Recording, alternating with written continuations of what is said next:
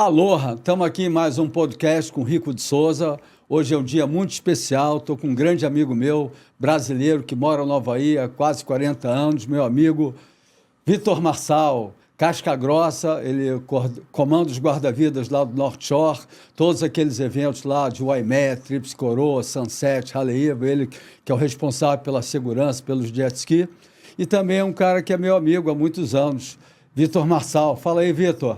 Bom dia. Bom dia. Estou muito feliz aqui, queria agradecer a GR Studios, né? Que toda a equipe, o Beto também, que sempre dá força para a gente, esse estúdio aqui maravilhoso. E também o patrocínio da Simples Reserva, né? Simples Reserva tem tudo a ver comigo, porque é uma roupa simples, de muita qualidade, vários produtos, moletom, calça jeans, short, camiseta. E o que é interessante que a camiseta deles tem uma malha maravilhosa, assim, bem gostosa de vestir, né? E eu nem sabia, é porque o tipo de malha que eles usam é uma malha espetacular, é a malha peruana, né? Então essa malha peruana, ela é mais gostosa de vestir, né? E quando eu sair daqui do estúdio, eu vou passar ali no Barra Shop, que é o único lugar que tem uma loja física. Mas você também pode entrar pelo QR Code ou pelo site, e tem o Aloha 10, que é um desconto, sempre um descontinho da Simples Reserva, é muito bom, né? Então, vamos lá, Vitor. Quando é que eu te conheci? Foi por volta de que ano? Pô, não lembro, mas deve fazer o quê? Uns 17 anos? Não, né? acho que foi em 76. 76, quando eu te via na revista ainda. Quando tinha revista. Quando né? tinha revista. Agora não tem uma agora revista. Não tem mais não, né? Visual Esportivo. Fluir. A Fluir veio depois, né? E é legal. Mas o Visual Esportivo era quando eu te conheci. Pela revista. Pela revista, né? E como é que você é do Paraná? Sim, né? sou de e Curitiba. Como é que você chegou a ser guarda-vida e como é que você chegou a ser o comandante de guarda-vida? Como é que é essa trajetória? Foi uma trajetória meio... É o que eu digo, foi uma trajetória... Não foi longa, mas... Quando eu morava no Brasil, eu sempre queria passar um tempo nos Estados Unidos e acho que a ideia era ficar na Califórnia. Mas naquela época era difícil conseguir os vistos, né? Os vistos americanos para poder ir para os Estados Unidos. Mas eu acabei conseguindo e daí eu tinha acabado de operar o joelho, o menisco, em Curitiba e decidi ir para os Estados Unidos. Consegui o visto. E como eu estava em recuperação ainda do joelho, eu decidi ficar na parte leste dos Estados Unidos, só para poder andar melhor e tudo mais. Porque logo depois da operação eu já mudei para lá. E eu fiquei rodando entre Nova York, Boston, né, aqueles lugares ali em Maine, que era um lugar frio. Não tem onda, não tem nada. Meio, escurece meio cedo na parte do inverno ainda. E não era um lugar muito assim agradável.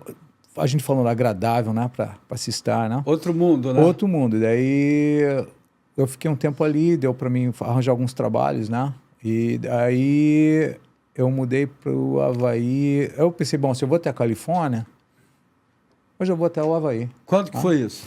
Foi no final dos anos 89, 90. E eu mudei para lá, mais ou menos, foi o que... Eu lembro bem da data, foi dezembro, foi dia 31 de dezembro. Bem no ano novo. Bem no ano novo. Foi quando eu comprei uma passagem e fui em Nova York, Hawaii. E quando você chegou lá no Havaí, como é que foi esse feeling? No Aloha Spirit? Olha, eu cheguei, já era final de tarde, escurecendo. Eu pensei, bom, eu vou pegar um táxi, vou pegar um hotel, tomar um banho, colocar uma roupa e vou comemorar um ano novo sozinho em um lugar que eu nunca tive. Só que a diferença do fuso horário são 7 horas, daí eu acabei dormindo. E acordei com o sol batendo pela janela, assim, no dia 1º de janeiro. Daí eu peguei um ônibus e fui... um ônibus público local e fui até o North Shore. Foi onde eu fiquei já decidi ficar num lugar ali que era como é que se diz? Um hostel, né? Do Marco Fu. Do Marco Fu. Nosso saudoso Marco Fu. E daí eu fiquei por ali uns 2 anos, mais ou menos, já trabalhando para eles e tudo mais. Foi mais ou menos assim. Isso aí. E como é que ir no Havaí de férias e morar lá? Tem uma diferença, assim, eu normalmente eu vou de férias e curto, vejo os amigos, e você que mora lá já entra na rotina, né? Eu acho que a percepção de todo mundo, acho que quando você mora no Havaí, você já está de férias todo dia. Mas não é bem assim, né? Como é que é? É a relação, né? A maioria do pessoal que mora lá pelo custo de vida alto que é a Havaí, né? Hoje em dia. Quer dizer, até na época, a rotina é como, acho que de todo mundo aqui no Brasil também, acorda de manhã, café, filhos, escola para filhos e trabalho, volta, pega filho, volta. E a diferença para quem vai passar as férias é que você chega lá, vê as ondas boas, e você fica o tempo inteiro ou surfando, ou você fica comendo, você para num lugar, come um açaí, hoje em dia tem açaí, daí vai não sei aonde, daí vai fazer, né, ver o visual que tem em todo o Havaí, daí cai na água de novo, outras ondas, aí encontra com o pessoal famoso que surfa por lá e tudo mais, mas é bem diferente do nosso dia a dia, né? Você conhece um cara que fica na sua casa lá o tempo todo? Conheço. Conheci em 76, fico na casa dele há mais de 30, 40 anos lá.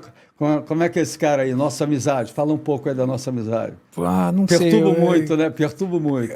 Do Rico, esse Rico aí é um cara meio controversial, sabe? Porque ele chega devagarinho, já vai tomando conta, quando vejo já... Okay. Mas a gente já se conhece há muito tempo e quando a gente fica junto lá, a gente conversa né, a gente tem aqueles papos, né, profundos, papos interessantes e ao mesmo tempo a gente dá muita risada porque eu fico do lado dele, eu dou risada pra caramba, é incrível. Então tem os dois lados, né? Tem a parte séria e tem a parte cômica da nossa amizade, que é engraçado, né? E sempre a gente sempre está dando uma risada de alguma coisa ou um comentário de alguma coisa, né? Então é legal, interessante. Pô, muito bom. E o Rico dorme lá na sua casa? Ele pega a onda, ele chega dorme, lá no não, o Rico, sabe o que o Rico faz? O Rico chega, fica lá assim, ele chega, daí ele já tem um lugar para ficar, que é na casa de um local lá do outro lado da ilha. Aí esse local tem ciúme quando ele fica na minha casa. E eu não comento nada. Eu falei, bom, o quarto está lá, você chega, a chave está aqui, você pega, entra lá e fica lá. Então o Rico passa uns 5 dias fora, dá uma sumida, fica telefone o tempo inteiro perguntando como é que tá as ondas para mim. Às vezes eu não tenho tempo de dar como é que o surf forecast do lugar, mas tudo bem. Eu falo, tem onda, inverno tem onda. Mas qual o tamanho? Tá bom. Eu falo, tá bom, é a Hawaii, vem surfar. Daí ele vem, chega lá em casa, daí ele pega umas ondas, chega lá em casa, fica por lá, a gente faz um churrasco, faz um barbecue, fica por ali, a gente conversa um pouquinho, aí ele some de novo, né? E ele fica naquela correria para saber onde que tá a onda melhor. Então ele vai dali, depois ele tem que ir para Macarra, depois ele tem que ir para outro lado da ilha, depois ele tem que se encontrar com o Randy Rarick. Ainda bem que o Randy é ali perto de casa, né? Então ele, o quê? Um minuto andando, já está na casa dele, né? Ele mora bem em frente a Sunset Beach, um lugar maravilhoso, o Randy também. Eu guardo as pranchas lá na casa dele, tem umas 5 ganzeiras lá. Você gosta das minhas pranchas? Pode falar se não gostar. Eu vou falar real mesmo, Lembra a primeira vez que você me deu uma prancha de long? Eu não era muito chegado no long, tá lembrado? Claro. Aí você me deu uma prancha amarela, eu lembro até hoje, que segue a mesma pintura, o mesmo airbrush que você faz nas outras, só que era uma amarela. Não levei muito em consideração, mas eu comecei a surfar com ela e eu não queria quebrar ela. Então, eu falei, bom, se o cara tem surfado Sunset com essas pranchas, elas devem funcionar bem ali. Mas eu falei, mas é um long. Então tá bom. Então eu comecei a surfar com essas pranchas, com aquela prancha em particular ali, né? E eu tirei o lash dessa prancha, porque Sunset é conhecido como um lugar que você quebra a prancha direto, principalmente quando você surfa com lash. Geralmente quebra no meio, quebra na rabeta para lá por causa do lash. Né? O lash estica. Estica, quebra a prancha. Eu não queria quebrar aquela prancha, porque eu me lembro que foi uma prancha muito boa. E eu tentava olhar para a prancha, o que ele faz diferente nessa prancha, que é um long e surfa tão bem Sunset, é bem manobrável. E foi ali que foi o começo que eu comecei a olhar para essas pranchas que você fazia, para Sunset especialmente, porque eu falei, bom, se ele surfa aqui com prancha de long, ele deve ele deve ter um modelo especial para aquele tipo. Aí foi a época que eu comecei a gostar muito das tuas pranchas. Lembra? Toda vez que você aparecia, eu falei, eu compro uma, não, eu te dou uma. Não, eu compro uma, não, eu te dou uma. Daí eu acabava ficando com uma, né?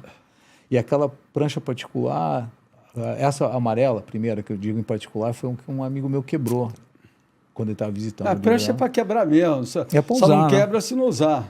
É para usar. E eu ia te perguntar... A gente pensa que morar no Havaí é tranquilo. Como é que foi sua trajetória? Assim? Foi fácil os primeiros dias? Como é que você engajou para fazer o serviço de guarda-vida? Como é que foi esse início? Você teve que fazer uma prova? É fácil? É difícil? Onde que você trabalhou? Olha, para mim foi Primeiro que eu não, quando eu cheguei lá, não foi assim logo de cara que eu comecei com, né, trabalhando para o governo como salva-vida. Eu fiz vários empregos antes, né, quer dizer, ali no Hawaii mesmo eu comecei como jardineiro, né, então eu fazia jardins e na época eu peguei 7 propriedades, que eu cuidava das 7 propriedades, eu cortava grama, cortava árvore, eu fazia tudo. Trabalhava para a família do Marco Fu, particularmente para a irmã dele, né? E para o cunhado dele. E dali eu comecei a fazer outras coisas dentro da área ali, que era construção, várias outras coisas, guia turístico. E ali perto de Waimea, né? Bem do lado de Waimea. E um dia em Waimea eu ajudei a fazer sem querer eu ajudei a fazer um rescue, né? Teve um resgate ali na Bahia. Se alguém está se afogando? Sim, não, era uma pessoa que tinha se machucado, eu não lembro o nome dele, se machucou em Waimea. E como eu ajudei, quando eu saí da água, teve um supervisor do salva-vidas que estava na localidade e olhou para mim e falou, tem um teste de salva-vida daqui 1 mês, 2, você precisa ter essas coisas, porque você não vai lá e faz, né? Eu não levei muito assim a sério.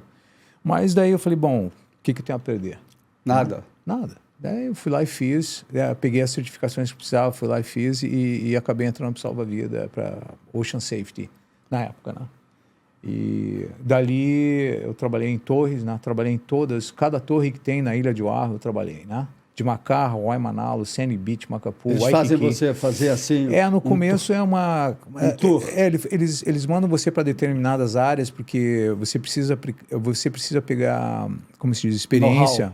Experiência, né? Em cada parte a ilha é dividida em 5 distritos e cada distrito é uma região da ilha, né? Então, em cada distrito você aprende como é que você... Por exemplo, o Waikiki. O Waikiki a gente faz muito, como a gente chama, primeiros socorros, né? É band-aid, é corte na cabeça, acidente com prancha, o surf é meio baixo. Onda pequena, né? Onda pequena. Só no verão, né, que o swell vem do sul, então fica um pouquinho maior. E, por exemplo, a parte east é o leste da ilha, que é o sudoeste. Macapu, Sandy Beach. Tem muito acidente, né? Muito pescoço. O pessoal quebra o pescoço no shore break, no quebra-coco. E ali você aprende mais ou menos como é que, né, segurar a cabeça da pessoa, fazer a mobilização da coluna e tudo isso mais. Então, cada distrito ele é o único, entendeu? Os socorros são de formas diferentes. Diferentes. Né? O North Shore é mais o rescue, né? Mas o North Shore também envolve muito o rescue com a parte de primeiros socorros, né? E daí o Waikiki, por exemplo, era muito ressuscitamento, né? O pessoal que se afoga ali e tudo, né? O Waikiki? O Waikiki é a Lamoana. Os caras bebem? Eu acho, o jeito que eu vejo isso aí o pessoal chega de viagem, né? É um pessoal às vezes que está meio fora de forma, bebe, vai para a água. E às vezes muito dos turistas tem uma condição médica. Daí chego ali e acontece alguma coisa, né? Então se afoga, uma coisa assim. Então a gente faz muito ressuscitamento ali em Waikiki. Sandy Beach é mais a parte médica, o pessoal que se quebra, né? O North Shore é mais rescue, né? Cada um tem seu lado. E desses socorros, você toma conta... Eu já visitei teu escritório lá no North Shore, ali em frente a... aquele pilar, como é que chama aquele Jerry, eu já surfei ao lado de... Onde é que é o seu escritório? O meu escritório é na frente de Rock Piles. Ali perto né? já tem Log Cabins, que é um pouquinho mais para a esquerda. Né? Rock Piles dá ondas boas, já caí ali. Sim. Quando você não sobe em cima da bancada ali, mas é uma onda muito boa. Mas não é para qualquer um. Ali que você viu ali que como a gente fala, o buraco é mais embaixo. Ali é difícil. Ali é complicado. A entrada, a saída, né? Quem surfa muito ali é o John ultimamente. Que ali não é cheio, né? Pouca gente surfa ali. É pouca gente, é meio contado, né? Se você vê 10 pessoas ali, é quase impossível. Você vê 6 caras. 5, 6, e tem que ser muito bom saber como é que é a onda. Para a galera aí, Rock Piles é como se fosse assim um quebra-mar, e a onda quebra atrás do quebra-mar. Rola umas direitas, mas as esquerdas são melhores, né? As esquerdas são mais longas, né? Elas são mais longas e é uma onda buracão, e se você cair no drop, tu vai subir em cima do quebra-mar e não vai ser agradável, né? Hein? Já viu o pessoal entrando ali por cima das pedras? A direita, a direita é um pouquinho mais, como a gente diz, é um pouquinho mais, a volta da direita é um pouquinho mais fácil. Mais a esquerda você cai naquela parte que a gente chama de, como você sabe, Hawaii, cada pedacinho tem um nome, né? Eles chamam insanidade, né? Uma coisa assim.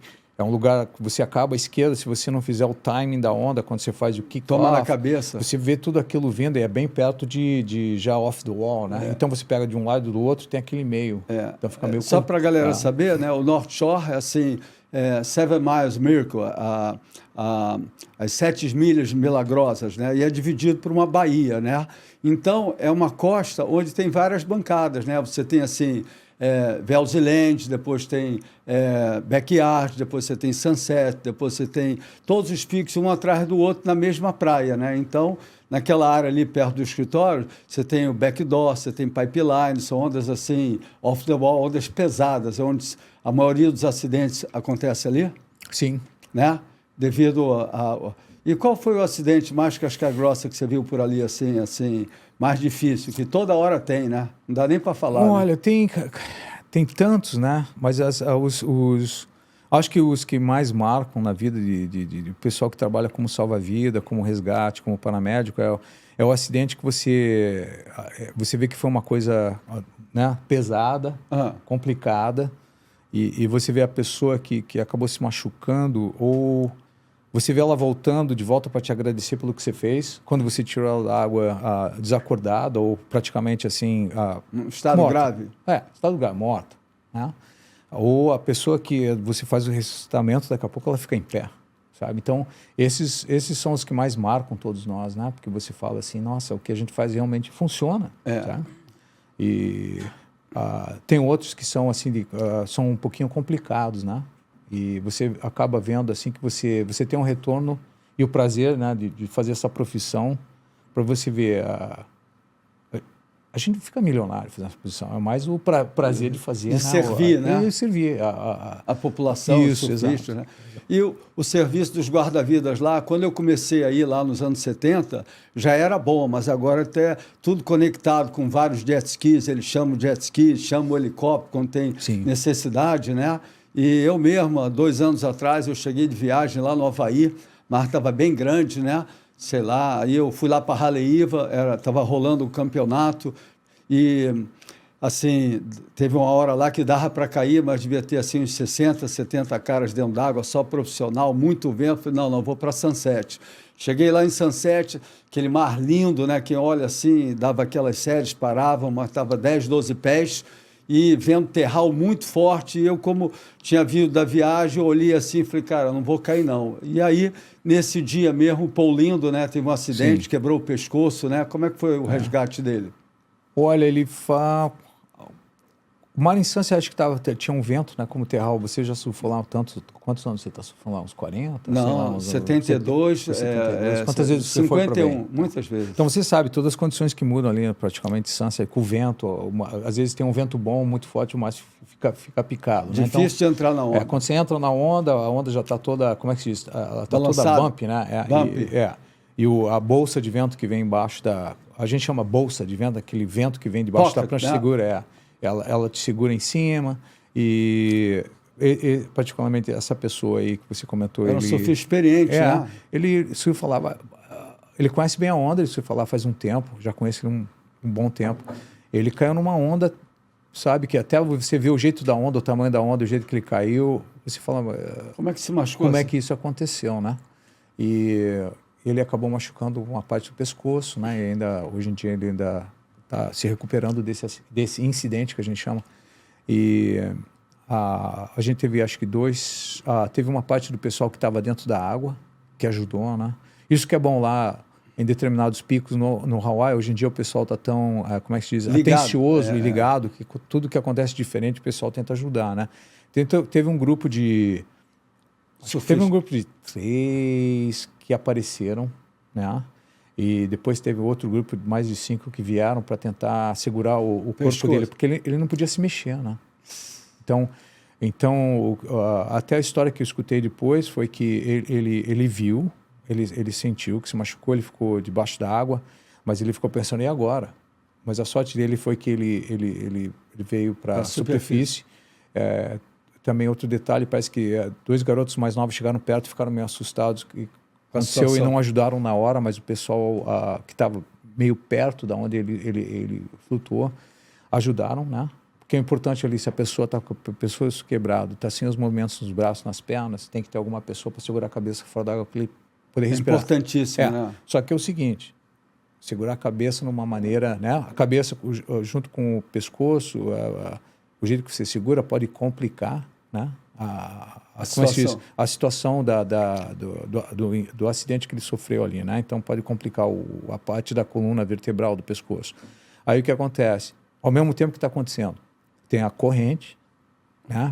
As séries na cabeça. As séries das ondas que estão quebrando mas foi uma coisa bem interessante, porque teve acho que uns 2 brasileiros que ajudaram nesse dia e teve um peruano também que estava na área, que ajudaram, né? E eu lembro que ele foi... Ele até hoje ele está... Como é que está a situação dele hoje? Até hoje ele ainda está em recuperação, né? Ele se movimenta? Sim, ele se movimenta, mas ainda está tentando voltar à recuperação, está pelo menos 99%, como ele era antes, né? Que bom. Ô, Vitor, como é que é você ser um brasileiro e coordenar, comandar os guarda-vidas havaianos, americanos e brasileiros, né? Porque, assim, normalmente você vai ver um americano, um havaiano nessa situação, né? Isso é delicado, rola um pouco de ciúmes na interna, pode abrir. Sim. Vai fazer 10 anos que eu estou como capitão, né? O ano que vem eu vou fazer 10 anos que eu peguei essa posição de capitão no 10 anos já? 10 anos. A diferença quando você vem da torre para ser um tenente, para ser um capitão, cada um é diferente. Na torre você é mais... você é um dos... Você é da turma. Você é dos boys, né? Você é a parte dos boys, né? Quando você passa de tenente, a primeira impressão que te dá é que você começa a ser um supervisor, né? Mas quando você sai da torre para se tornar um supervisor, a maioria do pessoal tenta testar. Eles querem testar o quanto que eles podem puxar, né? Puxar que eu digo, empurrar, né? Então eles empurram, vê como você reage. A mesma coisa que empurrar você vem contra, né? O tempo inteiro, para ver onde que você vai, né? E todos, pode ser quem for, né? Mas acho que isso acontece em todo lugar. Em qualquer área, até surfando dentro d'água, rola essa concorrência, né? Sim. Quando eu passei de tenente para capitão, essa parte que a gente chama de capitão, que é o rank, né? Era uma coisa que eu não queria ser capitão. Eu estava muito bem como tenente, eu já gostava da posição de tenente. E eu fiquei pensando assim, tá bom, eu vou lá porque eu estou curioso para saber como é que é a entrevista para ser um capitão, quais vão ser as perguntas. Eu quero saber qual que é. Aí foi lá. E fui. E acabou que eu peguei essa posição de capitão anunciar no dia 1º de abril, que é, né, o dia... Como é que chama aqui? O dia da mentira. Da brincadeira. A intenção com a sua brincadeira? E o meu chefe falou para mim, você pegou a posição de capitão. Qual o nome dele? Esse era o Jim Hall. Jim Hall. Não é o Ralph Gold, não. Não, o Ralph Gold é acima do Jim Hall. Aí ele chegou para mim e falou assim, pegou a posição. Eu falei, você está brincando comigo? Ele olhou para mim, sério? Não, estou falando sério. E eu falei, ele está pegando meu pé. Eu não peguei. Mas depois que eu fiquei sabendo que eu peguei. Eu falei, nossa, mas peraí, peguei mesmo? Mas qual que é, né? E, bom, cortando, né? Voltando à sua pergunta, demorou uns 5 anos para mim aprender o que é a posição de capitão. Para coordenar... Porque a parte burocrática, a parte de riscos pesados, os incidentes, acidentes, a folha de pagamento, férias, essas coisas. Você coordena tudo isso? Tudo. Eu tenho 58 salva-vidas no North Shore. 58? 58. Eu preciso de 27 por dia para cuidar de todas as torres, dos jet skis. Tem 2 jet skis, né, e tal. E para isso funcionar direito, né? A parte mais difícil é você aprender, a gente chama, a entender o caráter do empregado, sabe? Porque eles mudam com você, né? Eu fui da torre para tenente, para capitão, e tem um pessoal que eu conheço lá de trás, né? Então você começa a conhecer as pessoas melhores, né? Então hoje em dia eu vejo que eu sou um pai, eu sou uma mãe, eu sou um terapeuta. Um amigo. Terapeuta, amigo. Eu sou aquele cara que joga pôquer, que eles vêm, sentam na minha frente, reclamam, gritam, berram, e eu fico parado olhando para eles com aquela cara, tá bom. Mas você fica neutro na sua reação. Foi um aprendizado, acho que foi uma coisa muito boa na minha vida, porque eu aprendi muita coisa nessa parte da minha vida que eu estou usando hoje em dia, né? Claro. Sabe? E acho que para todo pessoal que é, como é que se diz, para todo profissional, não, que entra nessa parte de supervisão, ele aprende isso. Ele aprende como entender o comportamento do ser humano, né, dentro do trabalho. Legal. Uma coisa que eu fiquei curioso, muito curioso, foi quando teve um acidente de 2 helicópteros lá de noite, lá em Sunset Beach, o mar enorme, né? Foi em Haleiwa. Esse aí foi em Haleiwa. Foi a parte de Haleiwa para Mokuleia.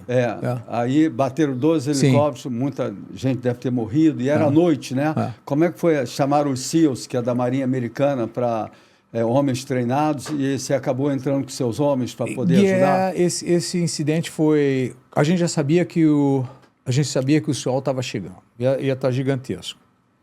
Realmente gigantesco. O que é realmente gigantesco? Hoje em dia eu nem sei o que é maior que eu já vi. Acho que Nazaré, Beyond Nazaré, além de Nazaré, sei lá o que, né? Porque a gente usa Nazaré como uma referência, mais ou menos, né? Hoje em dia, né? Então eu fiquei pensando assim, o que é maior que isso? Né? O que aconteceu? Esses 2 helicópteros eram da Navy, que é a Marinha Americana, estavam fazendo treino. Lá, eles chamam treinamento à noite, né? Eles usam os NVGs, que o Night Vision Goggles, aqueles óculos para noite que você vê à noite, né? E eles estavam na região de Haleiwa Mokuleia, o sol subindo já 10 horas da noite. 2 helicópteros daqueles da Navy se chocaram. Caraca. E por que eles se chocaram? Até isso aí né? Isso eles chamam acidente. Confidential. Sei. Isso aí vai ser uma investigação que ocorre depois para saber o que aconteceu, né? Mas eles viajam informações, né? Perto um do outro e faz tudo isso. E o chamado veio para nós, acho que já bem cedo, para fazer uma busca, sabe? Muita gente morreu. Acho que cada helicóptero daquele devia ter uns 10, né? Eles chamam um grupo de 10 em cada um, né? Militares. A gente foi chamado. E o interessante de tudo isso foi que o mar subindo, já estava difícil de colocar o jet ski ali na rampa pela maré, né? Como se diz o... Em Haleiwa? Em Haleiwa. Caraca, Haleiwa normalmente é um piscinão ali, né? O canal lá fora de...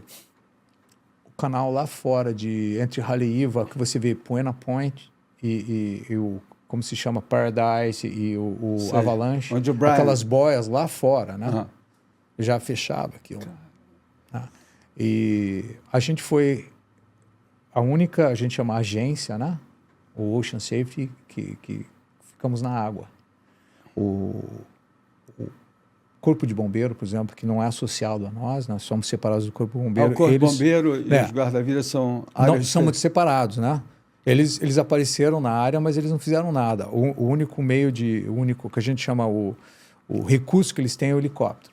O helicóptero veio o helicóptero da Coast Guard, um helicóptero e um avião que eles estavam fazendo. Na realidade, aquilo ali não foi um rescue, né, um resgate, aquilo ali foi busca de destroços que a gente estava procurando, né?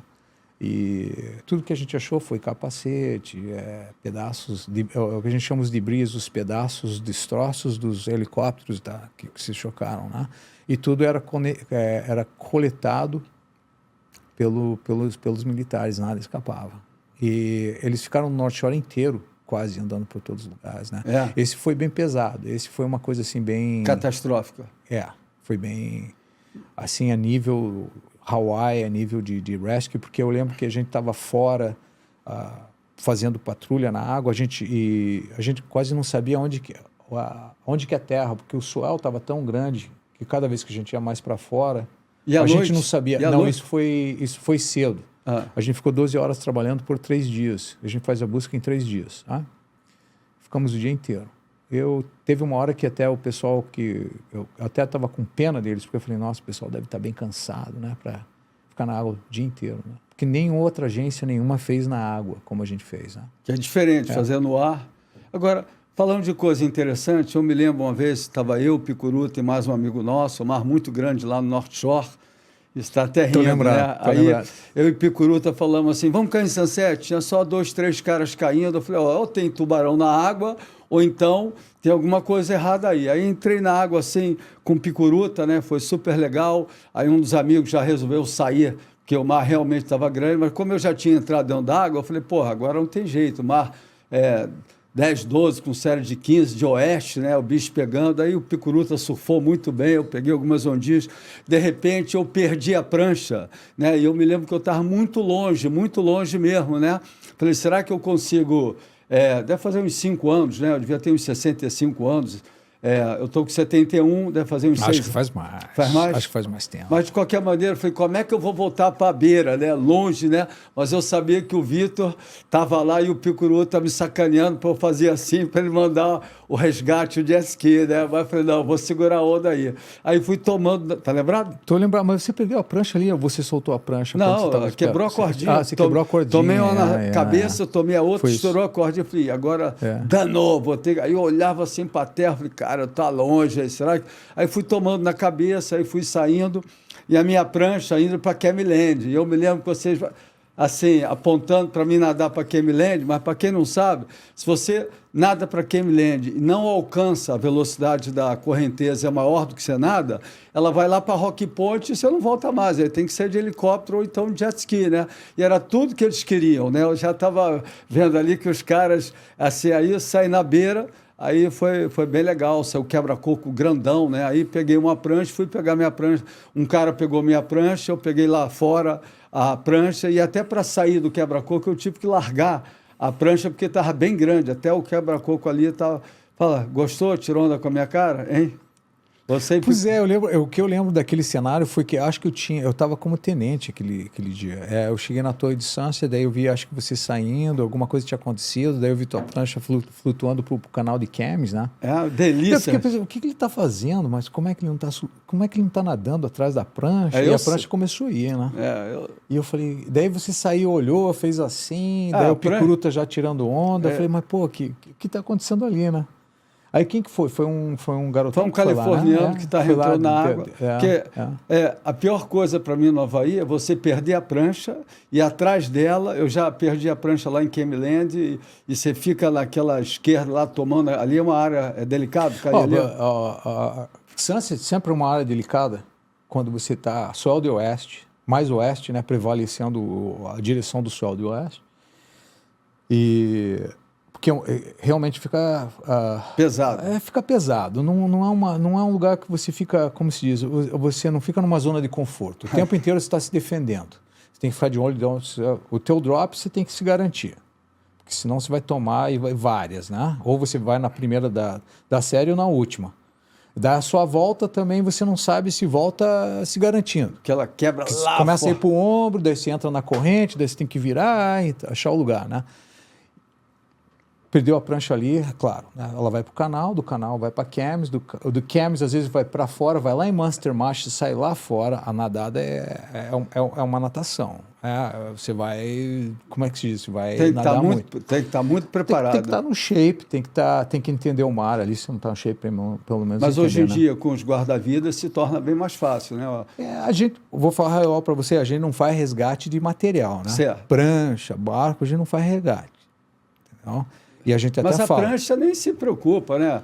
O negócio, eu, pelo menos, me preocupo comigo, entendeu? O que a gente pensa assim, bom, se você está lá fora no mar daquele, você é mais você é um waterman melhor que eu sou, sabe? Porque, né?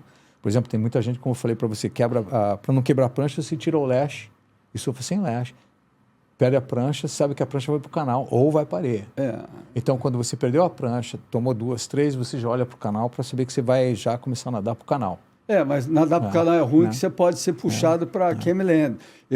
Para sair, eu saí tomando na cabeça ali. Quando chega em Wells Reef, evita sair ali em Wells Reef, que é muito raso, né? E aí sai ali no quebra-coco. Aí você fica pensando, você nada até, já toma várias para chegar até a areia. Aí você chega na areia, você tem que olhar para o mar e falar, cadê a minha prancha? Se você conseguir enxergar a prancha. Aí tem um monte de salva-vida como nós, né? está apontando para você e falando que a prancha está para lá. Porque a gente resgata pessoas, não a prancha. Né? Aí você fala, pô, daí vai pegar ou não, né? Não. Tem que, eu vou com uma prancha. Tem uma história de prancha que é interessante. Eu me lembro um sol de norte em Waimea, um surfista lá, acho que foi o Dave, ele perdeu a prancha a gente não achou mais a prancha. Ele saiu nadando. A prancha foi para fora de Waimea e sumiu. Sumiu. Essa prancha nunca foi. Ele nunca achou essa prancha. E você tem 3 grupos lá sob seu comando, né? Que são os havaianos, os americanos e alguns brasileiros, Sim. né? Como é que essa convivência? Tem alguns que são mais. A gente sabe que os havaianos têm um que é o Brian Kelana, né? Um cara Sim. assim espetacular, um dos melhores em resgate, né? Ele fez um resgate lá dentro da caverna uma vez, não foi? O Brian é o pioneiro, né? O Brian e o Terry Ruiz e o Melpo são os pioneiros meus amigos.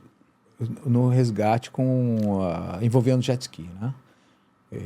Eles, por exemplo, eles desenvolveram em cima do jet ski, eles gastaram um tempo aprendendo como se resgata com jet ski. Então, esse sled que vem atrás, as manobras de jet ski para aproximação quando tem costão, né, que a gente chama costão de pedra, essas coisas com swell subindo, eles desenvolveram toda uma técnica em volta disso. E até hoje, né, todo dia eles estão tentando aprender cada vez mais, desenvolver mais através disso, né? E o Brian, por exemplo, o Brian é a família Kelana, né? Lá de Macarra Beach. Brian é um grande campeão, o Russ é 3 vezes campeão mundial, Sim. né? Então, a família de waterman de verdade, né? Sim. E como é que foi esse resgate dentro da caverna? Não teve alguma coisa assim? Esse resgate é interessante porque tem passando de Macarra, você chega lá perto de Yokohama e você vai para um canto que tem uma... Como é que se diz? Uma cave. É uma caverna dentro de uma abertura, né? Da formação rochosa que tem lá, que a água entra e sai, né? A gente até treinava dentro dessa caverna. Então, você entra dentro da caverna, nadando normal, com as ondas te puxando para dentro. Mas para você tem um, que a gente chama, tem um jeito de sair de dentro da caverna, porque você não consegue sair nadando de dentro da caverna. Nadando, pode ser quem for, se nada, você fica dentro. Porque a correnteza puxa. Sempre ela te mantém dentro, né? Tanto é que quando enche, a onda vem, a água sobe, você quase bate em cima da parede da caverna. Não tem assim Tem, um buraco, blowhole, né? Blowhole. Então você coloca a mão para não bater com a cabeça em cima, porque a gente treinou ali dentro. É tão raso assim? É tão... ela é fácil você... então a onda, você está dentro da caverna, você vê o swell vindo, ela enche e te leva para cima, você põe a mão para não bater, porque ela te puxa para cima, né? A água, né? E esse resgate, teve um turista que caiu ali, foi para dentro da caverna, já achavam que ele tinha morrido. Não sabia sair, logicamente. Claro, não sabia sair. E o pessoal que estava na área escutava um grito de socorro. Help. Ele estava ali e não conseguia sair, né?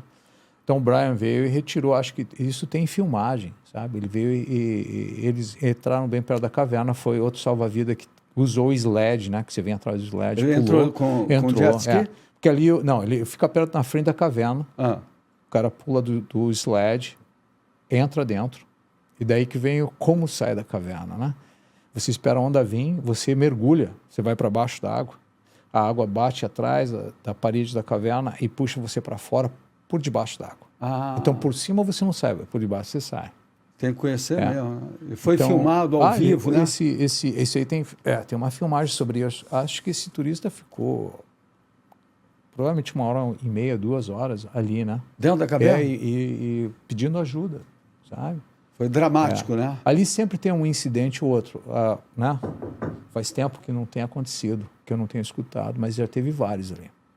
E dentro das 3 divisões, não seja divisões, entre os havaianos, que são excelentes watermen, os americanos e brasileiros, tem diferenças culturais, é lógico, né? Sim.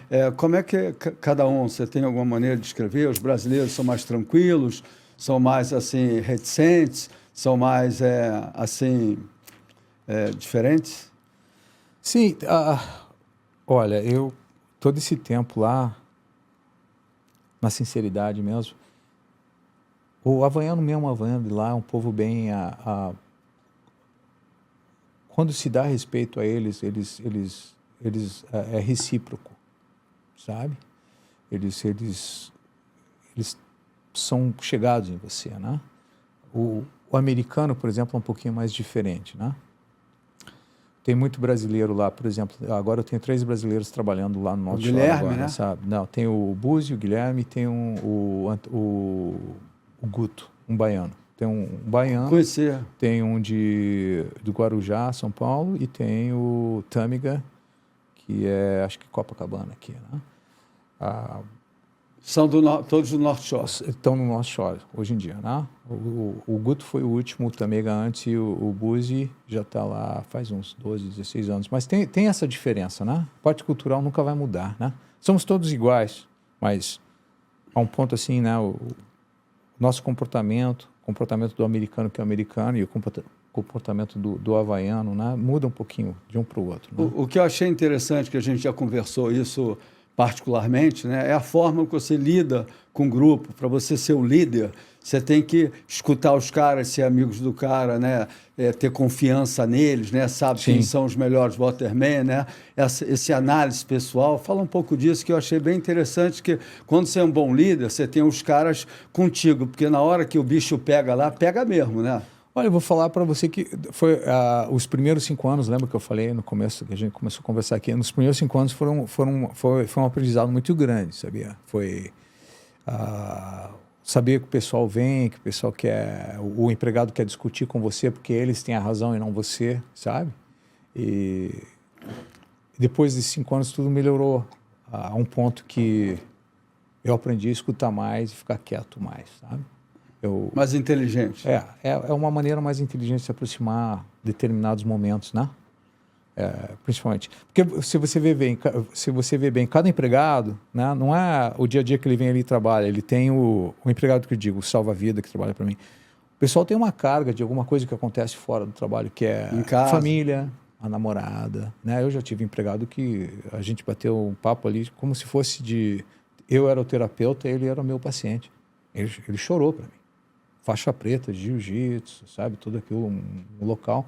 Ele chegou a chorar para mim, sabe? Essa proximidade que faz você... tem que existir essa proximidade. E hoje em dia a gente fala leadership, que é a liderança, né? Liderança não é você... Ser o chefe. Você só o chefe, ficar mandando todo mundo. Você tem que providenciar para os teus empregados para saber que estão fazendo um trabalho legal. Você tem que estar disponível a eles, né? Isso tem aprendido assim nesses últimos anos. É uma forma moderna. Né? É uma forma... Acho que mudou muito isso, né? Uma coisa que eu me lembro, né? Estava lá no Havaí com você, estava na tua casa, e eu me lembro que era o dia do Ed Aikau. O mar ia subir, ia ficar enorme, o Aimé assim, e de manhã o mar não subiu tanto. Ele veio, aí cancelaram e aí deu o Ed Aikau. Não rolou o Ed Aikau, mas todo mundo foi para dentro d'água. Eu estava fora d'água, né? A Bahia fechando, o mar horrível assim. Aí quando deu o pôr do sol, devia ter uns 10 caras na água. Sim. Entrou uma equipe de guarda-vidas e anunciou, quem quiser sair, que a Bahia fechava. Você pegava uma onda, aí quando pulava e vinha a Bahia fechada, dava medo até fora d'água, né? E aí você mandou um guarda-vida lá para saber quem quer ajuda para sair d'água, alguns... saíram resgatados e outros não. E eu vi ali um trabalho ali dos guarda-vidas que eu te falei aí. Não acreditei, né? A Bahia fechando, o cara lá na esquerda fazendo o resgate, o cara ia, voltava para a beira, uma inteligência assim, impressionante, assim, agilidade. Como é que é? Cherovski, tinha um sobrenome... Eu lembro daquele dia que você estava ali na areia, você até me perguntou assim, porra, quem que é aquele cara ali, né? Daí você perguntou, qual a idade dele? Era o Mark Dombrowski. Dombrowski, eu me lembro que era um sobrenome esquisito. Ele trabalhou com o Eri na época, né? O Eri Aikau. Ele estava já quase perto da aposentadoria ali, né? E, por exemplo, a EMEA, quando começa a escurecer, a gente sabe que tem um monte de gente ali fora, o que a gente faz? A gente faz o jet ski entra na água, a gente oferece caronas para quem está lá fora. Está escurecendo, você vai pegar o último ou não? Então, a gente dá uma carona para você na areia. Porque daí a gente vai fechar o horário. Todo mundo tem hora para ir para casa. A gente tem a vida nossa em casa. Tem que fechar a torre, tem que acabar as operações, todo mundo vai para casa.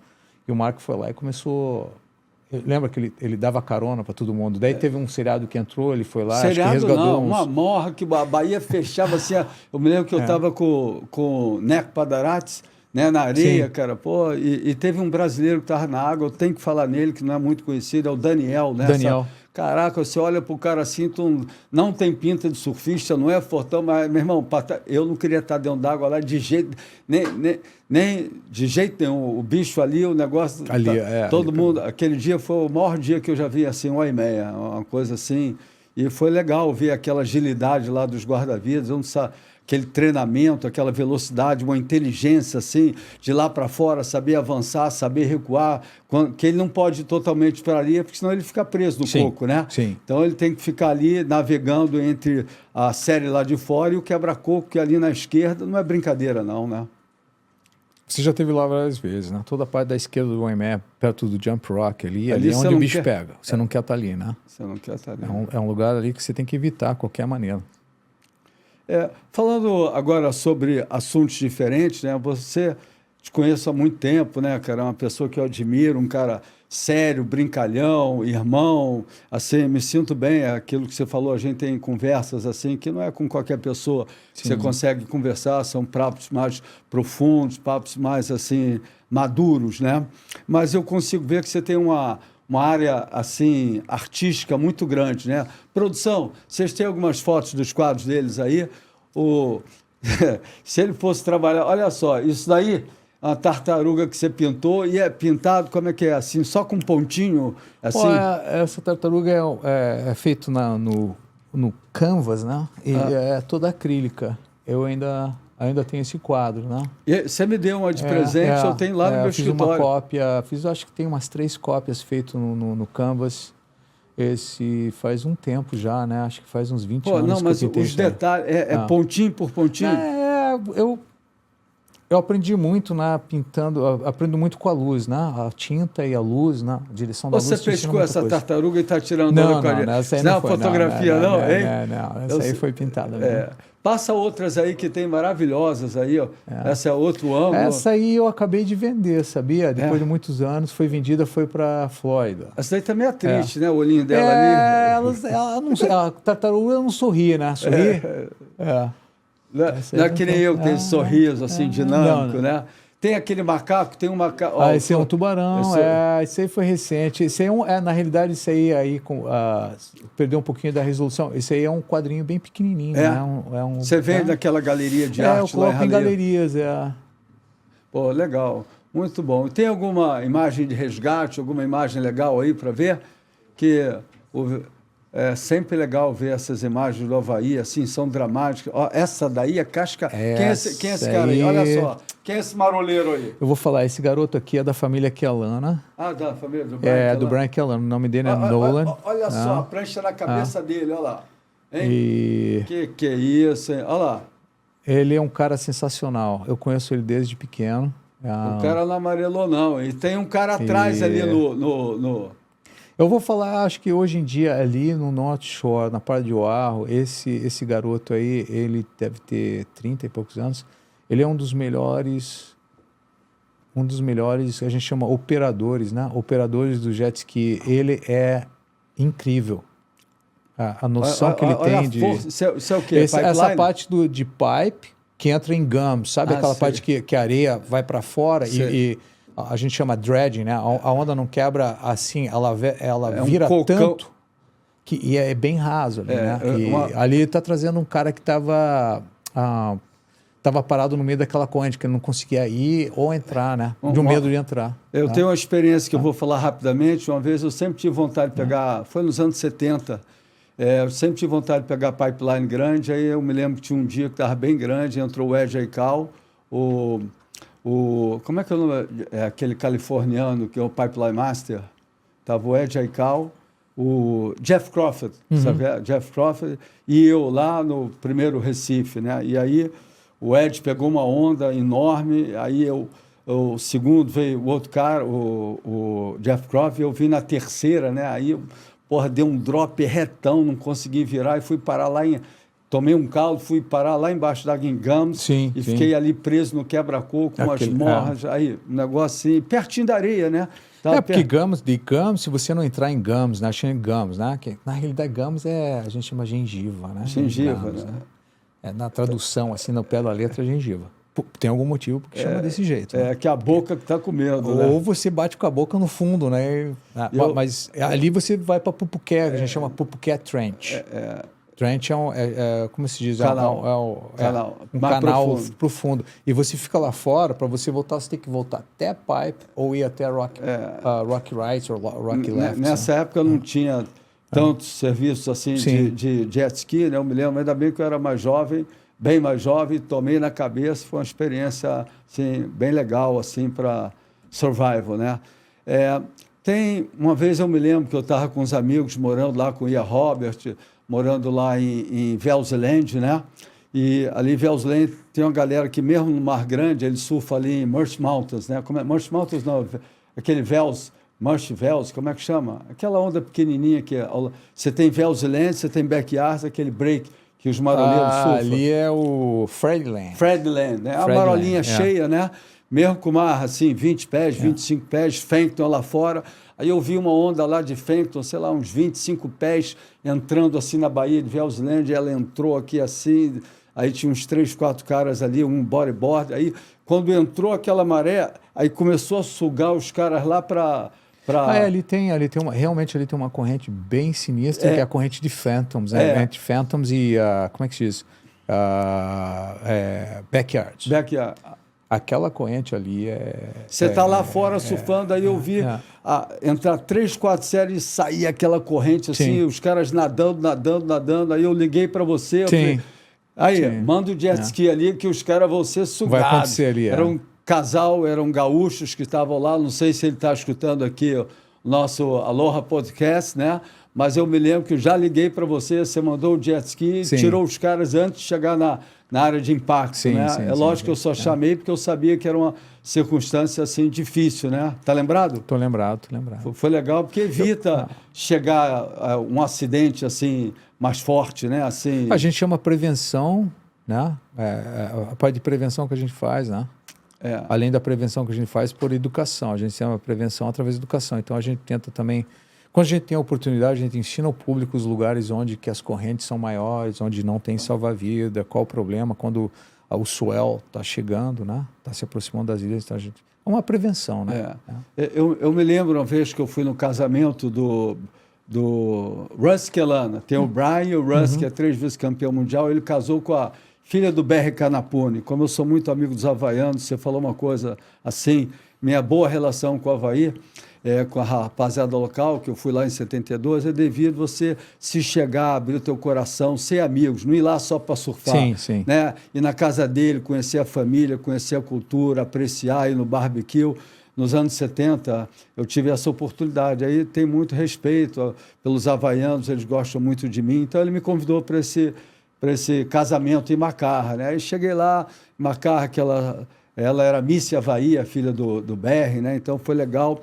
Tomei a cervejinha lá, curti com os amigos em Macarra e aí voltei para Sunset. Cheguei lá em Sunset, assim, final de tarde, era o Jim Bliss, saudoso Jim Bliss. Jim Bliss, eu trabalhei com ele em Sunset. Ele trabalhou lá em Sunset, quando ele era vivo, né? E aí eu vi um cara lá fora em Cameland, assim, e com a prancha, ao invés dela estar assim, remando legal, a prancha... fazendo tombstone. Assim, o cara não conseguia remar. Eu falei, aquele cara não tem experiência. Aí já tinha acabado a hora da torre, né, do Jimmy Bliss, né? E eu olhando assim, falei, caraca, não tinha seu telefone, não me lembro, já foi, não sei. Aí eu falei por Horácio, olha, se for, é melhor ir cedo antes de escurecer, que tá lá com o cara lá fora de noite, né? Ninguém queria lá pegar o cara.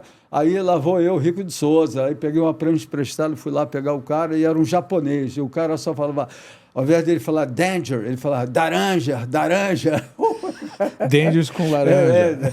O cara com o olho assim, bastante arregalado, né, cara? Aí ele com a prancha, eu fui tomando na cabeça, como é que se fala, assim, saindo do mar bem grande, né? Aí quando chegou Vels Reef, eu saí ali daquilo, porque quando você chega em Vels, se você não sabe que ali é rasinho, né, logo à frente, você tenta sair por ali, mas é roubada sair por ali. Aí saí, aí o cara tá tão nervoso que nem me agradeceu, né? Mas o que valeu foi a intenção. Né? Foi legal. E eu preferi me precaver, entendeu? Né?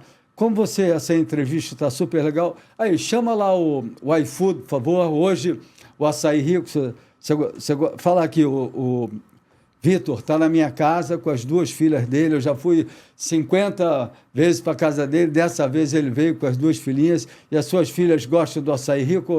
Olha, as 2 estão bem... Como é que se diz? Ela só é coxinha e açaí, né? Mas o açaí, elas adoraram. Tanto é que lembra ontem a gente estava... Onde a gente estava? A gente estava lá no Rico Ponte. Elas pediram para a gente ir para o Rico Ponte para pegar o açaí do Rico. Ah, não, quer um açaí aqui no shopping? Não, a gente quer pegar lá o açaí do Uncle Rico. Uncle Rico. Mas como eu não estou lá no Rico Ponte, eu chamei o iFood, hoje a gente vende o açaí rico em 18 plataformas, né? E já pedi uma produção aqui para chamar. Daqui a pouco chega aquele cara lá com aquele capacete que os motoqueiros aqui do iFood, muitos, eles entregam rápido, mas os caras andam só voado mesmo. E você gosta de açaí? Eu não como muito, mas eu gosto. Eu gosto, assim. Pô, muito bom.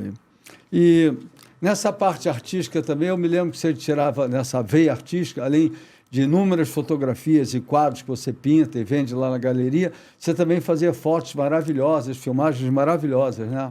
Eu tento sempre fazer de tudo um pouco, porque eu gosto de aprender tudo que eu ponho na minha cabeça, na minha mente, que eu quero aprender, eu vou atrás e tento aprender, né? Tinha uma época que eu fazia vídeo, né? Câmera aquática, né? Câmera aquática dentro da água, fazia toda a edição. E foi uma época muito boa, eu aprendi muito. Além de ter o meu trabalho, né? Isso aí era uma coisa do lado que eu fazia, que eu gostava de fazer, né? O que eu acho assim bem legal contigo é que você sempre gosta de usar pranchas diferenciadas, né? Biquilha, triquilha, uma quilha só assimétrica, né? Outro dia eu fui lá na tua casa com o Patrick, né? E ele viu uma prancha lá, a rabeta total, um lado era square, o outro lado pintei. Eu falei, é legal que o shaper tem que estar aberto para as novidades, né? Mas eu falei, que prancha esquisita. Aí o Patrick foi pegar e adorou a prancha, né? Foi assimétrica. Não, foi agora, foi esse inverno. Ano passado? Foi ano passado. Não, esse ano. Eu sempre quis ter uma assimétrica, mas geralmente não são muitos shapers, né? Que abrem a cabeça para fazer assimétrica, porque é estranho. Quando você olha, é estranho. Daí você tem a parte da quilha, que você coloca a quilha, que a quilha não é... Ela não é uma do lado da outra, ela vem um pouquinho mais para trás, e você não sabe como é que a prancha vai funcionar. Eu fiz uma pequena, o Patrick visitou, eu falei, anda com a prancha que acho que você vai gostar. Ele andou acho que uma vez, 2, ele ainda estava meio assim.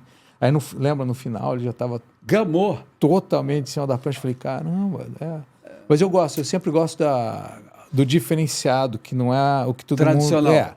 Do que não é o que todo mundo está usando. A prancha é meio sem rocker, sem tail, uma quilha meio quebrada. Eu quero ver o que aquilo vai me proporcionar. Porque no final do dia eu vejo assim, se você sair da água com um sorriso é o que vale. Como o Duke Carnamuco falava, né? O melhor surfista do mundo é aquele que mais se diverte, né? Claro. Eu queria te agradecer aqui, poucas pessoas sabem, né? Mas o stand-up shapeado, não feito em máquina, ele que me introduziu através da história do stand-up, me corrija se eu estou errado. Sim. Eu acho que o Larry Hamilton foi para o Tahiti junto com o Brian Kelana, né? E aí eles foram lá e ganharam um remo. E aí começaram a remar de stand-up em Macarra e montaram o Cifor, e aí o stand-up cresceu no mundo inteiro? Foi alguma coisa assim? Antes, na realidade, no começo do stand-up, que eu lembro, eu trabalhava no Waikiki, hein? Faz um tempão, hein? Que ano é Fazem isso? 25, 27 anos naquela época, né? Tinha um local, baixinho, o nome dele era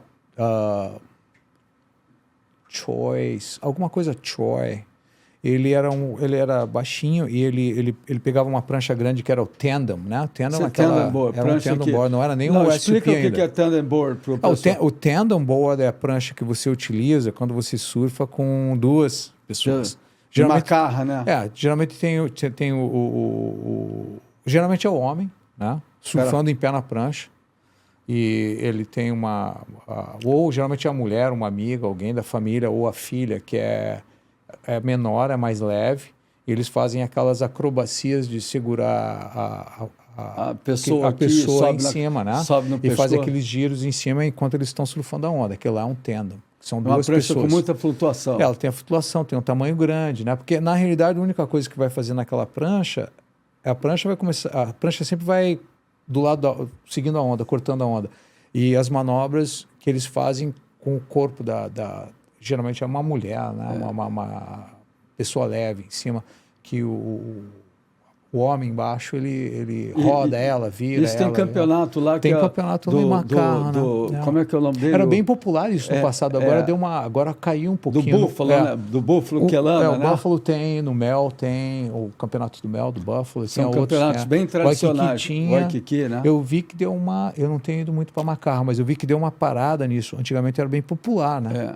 Acontecia muito, que era bonito até de ver, né? Bem interessante. E o stand-up, como é que foi essa introdução no Havaí, que você me ajudou e eu trouxe para o Brasil? Tinha eu me lembro que eu trabalhava nas torres, eu vi esse senhor, que ele remava para fora com um reminho de canoa pequeno, sabe? Não era os grandes. Ele remava e ele levava aquelas câmeras à prova d'água, sabe? De plástico que você compra... Kodak? Qualquer lugar, né? Daí você manda a câmera, revela. E ele tirava a foto do pessoal que andava nas canoas ou surfando ali, né? Aí no final do dia ele vendia. Foi a primeira vez que eu vi uma pessoa fazer aquilo. Eu achava interessante, porque ele usava uma calça jeans, uma camiseta, um boné, tinha um bigode, uma barba, ele puxava a barra da calça para cima, para não molhar, né? Porque a água passava por cima. Às vezes com chinelo, às vezes descalço. Ele remava lá fora. Tudo bem, o Waikiki não é gigantesco, né? E ele ia seco e voltava seco. Mas quando cresceu, não foi quando nesse cresceu, movimento de Macarra? começou... Não, quando cresceu foi com o Laird, acho que foi um dos pioneiros nessa parte, né? Que ele fez pranchas e tal, né? E depois, eu me lembro que eu fiz uma prancha junto com o Teiva, do Tahiti, e a gente estava procurando por remos maiores. Mas nesse momento, tudo no mesmo tempo, o Brian Kelana com o Todd Bradley, Mel Poole e a galera ali de Macarra, que tinha tudo para acontecer em Macarra, aquilo que é bem... Que é onda bem especial. E eles começaram, né? E abriram aquela marca da C4, né? Aí você me apresentou... Como é Sim. que era o nome do representante? O cara que era casado com a Jodie? Né? O cara Liam. Liam, né? Liam, Aí eu trouxe os remos para o Brasil. Sim. E na época... Quanto tempo faz? Uns 20 anos? Faz um tempo, né? Aí na época não existia o stand-up no Brasil. Aí o Heraldo Gueiros trouxe um bloco de tandem, que era estreitinho. Sim. Fizemos o primeiro stand-up aqui no Brasil, chamando o Robson Caetano, que é um campeão olímpico, para aprender. O Esporte Espetacular filmou eu shapeando, né? Deu o maior trabalho, que era um bloco grosso, levamos, mas a prancha era muito estreita, então o Robson tentou no mar mexido, não conseguiu, e eu e Heraldo começamos com esse movimento do stand-up aqui, e é legal até hoje, graças a você. Não sei se graças a mim, né? Mas foi a introdução. Foi um começo, né? E eu me lembro que eu estava com o Edu do Espoleto. Você lembra do Edu? Lembro. Edu, né? Nosso amigão, estava lá em Chance Reef, né? E falando nessas evoluções, fala um pouco sobre o foilboard. Você também é um cara que atualmente você curte bastante foil. Eu trouxe um lá que você me ajudou bem no início, né? E meu filho Eric e o Patrick surfaram, mas eu peguei por experiência, mas não achei um pouco perigoso, assim, muita mão de obra para surfar com aquilo. O foil 20, o hydrofoil, né, que eles chamam hydrofoil, há uns 20 anos atrás, o LED com o Rush Handle e alguns outros lá de Maui, daquela famosa strap team, né, o pessoal que andava com strap na prancha e fazia tom-in, jaws. O LED foi o primeiro com aquilo, né? Não foi o LED, realmente, que eu saiba, né? Teve uma galera junto ali no meio, sabe? Que começou tudo aquilo, né? Mas ele puxou um pouquinho mais, né? E eu lembro que a gente comprou... Teve até alguém aqui do Brasil, o Pipo, lá da G0, que começou a brincar com isso. Daí a gente montou uma prancha, eu descobri como fazer a prancha, aprendemos a andar. A gente andava com bota de snowboard em cima, né? Você entrava... Você não saía da bota, tinha que puxar uma cordinha. Era bom para se machucar, né? Então, eu vou te falar, nunca me machuquei sério naquela época. Então o foil veio aquela época, daí sumiu, né? Porque daí quem começou a trazer o foil assim, do jeito que está hoje, foi o Kailane. O Kailane... Porque o Kailane começou a remar na onda. Então a gente achava impossível remar na onda com foil. Mas daí fizeram os foils de carbono. Eles já tinham um desenho diferente na asa, né? Asa diferente, asa de fora, na fuselagem. Aí o pessoal começou a... eu já até tinha esquecido do foil. Tem os foils antigos até hoje lá em casa, como já mostrei para você. Mas daí o que eu fiz? o Pipo em São Paulo começou a me instigar. Não, você vai ter que ir lá dar uma olhada. Daí eu conversei com outro amigo brasileiro lá de Maui, que está morando em Oahu, que era o Maurício de Abreu. Ele tinha alguns foils. Eu fui lá, comecei a praticar e gostei. Daí o que aconteceu? Minha dedicação foi uns 2 anos, sem parar, 3 anos, quase era foil todo dia. Eu nem surfava, era o tal do foil, né? Eu me lembro que Sunset você adorava, né? Eu adorava Sunset, porque daí você faz aquele pump, vai para fora, pega outra onda, daí volta, faz isso, faz aquilo. E realmente o feeling é sensacional, né? E daí a onda toda do foil pegou agora, né? E tem o foil com a asa, né? Tem o foil com o SUP, tem o foil agora de downwind, né? Que você vai com o vento atrás das costas, andando no Suez, né? É outra modalidade, como o windsurf, como o kitesurf, como a prancha pequena, como o SUP. Né? Muitas variações. Para você, se você quer ser uma pessoa que gosta da... Não é que você quer ser uma pessoa que gosta da água. Se você realmente gosta de estar molhado, você tem que improvisar. Quando não tem onda, você faz aquilo, você vai fazer um wind. Tá sempre dentro d'água, né? Se não tem onda, tá flat, não tem vento, não tem nada. Você vai mergulhar. Ou você vai remar, como você remou outro dia, tá? Pega aquela prancha de remada, né? Que você fez, lembra? E você vai dar uma remada, porque você gosta de estar na água. Você gosta de estar salgado. Eu aprendi isso no Havaí, né? E você, falando um pouco em você adora aquela remada Molokai, Oahu. Quantos quilômetros são? São 32 milhas, né? Não sei, 50 quilômetros? Uns 50 quilômetros. It's a long way, né? É uma remada, assim, bastante difícil, né? Sim. E, para quem não sabe, parece que o Molokai é o lugar mais deep, uma das fendas mais profundas que tem, né? Assim, eles chamam de, como é que é? Caive Channel. É o canal dos ossos, né? Porque ele teve muita... É a palavra em havaiano, né? Caive. Ossos, né? É um canal profundo, é um canal perigoso, né? Quem vem da ilha de Molokai para a ilha de Oahu. É bem famosa essa corrida, né? Eu fiz ela a primeira, eu fiz umas 10 corridas já. 10 vezes, né? 10 vezes. Tem gente que já fez 20, 30 vezes, né? Mas eu fiz de remada umas 3 vezes deitado, eu fiz de SUP uma vez, eu fiz de canoa com 6... canoa de 6, que a gente... 6-man, 2-man, 1-man. Pô, legal. Eu queria ter feito de kite, mas um amigo meu foi lá e acabou fazendo antes que eu queria que eu fosse. Eu puxei um pouco assim, falei, não sei. Ele acabou atravessando de kite. Loucura. Não, eu sei porque eu peguei esse hábito, a primeira paddleboard que eu trouxe foi do Dennis Peng, né? Construí uma aqui no Brasil e a minha já tem uns 35 anos, então ela estava toda, como é que se fala assim, o isopor, né? Sim. Ela era leve, boa, mas ela era muito estreita, eu não conseguia remar de joelho, né? E o joelho eu gosto de remar porque além de você ter mais velocidade, mais força, né? Quando você rema horas assim, deitado, dá vontade de remar de joelho, porque aí... Porque você alivia as costas. Dá uma relaxada. E essa não dava, entendeu? Aí eu liguei para você, a gente desenhou e o que você achou dessa última que eu fiz? Essa última ficou bem legal. Bem legal, bem estável, né? Ontem... Só o desenho dela que você olha, dá para ver que ela é bem estável. E ela é estável. Aí fui até...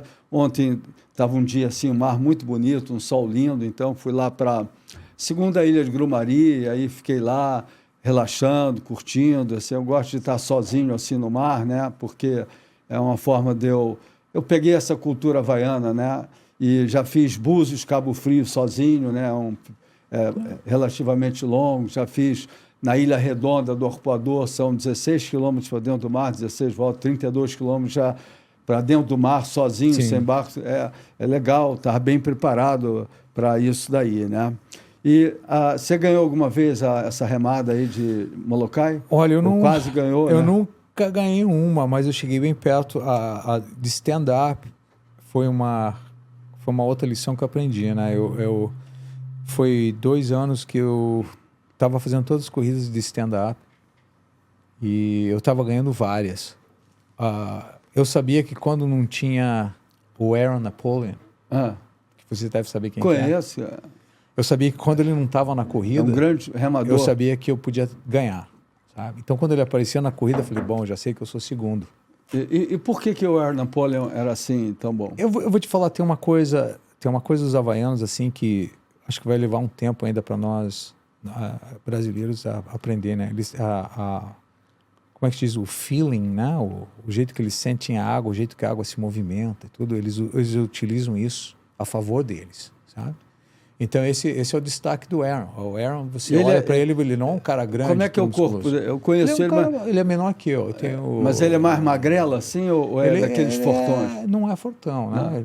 Porque os caras bons de remada assim têm braços longos. Não é o lance do biotipo da pessoa. É aquilo que eu falei, o feeling de como você utiliza o mar para andar na água. Eu, por exemplo, quando eu treinava tinha o Gaio remava deitado na prancha. A gente caía num mar meio flat, como você viu ontem. Mas por algum motivo eu via que ele não enfiava muito o braço debaixo da água. Ele era em cima. Ele sempre estava longe de mim. E eu não compreendia isso. Mas ele sente a água, o jeito que a prancha move, ele sempre tinha uma vantagem. Mesma coisa o Aaron. O Aaron é remador de canoa e tudo, mas ele começava comigo em menos de 10 minutos, já estava muito na minha frente. E o filho dele também é um grande surfista, né? Acho que o filho dele está trabalhando para nós agora como salva-vidas. Que eu me lembro que eu estava muito falar em Raleiva Grandão, que ele surfava assim, né? Oi. O açaí está subindo aqui. Ah, está subindo? O iFood chegou aí. Manda entrar, por favor. A mordomia já aberta e tudo. Obrigado aí. Pô, tirou onda aí.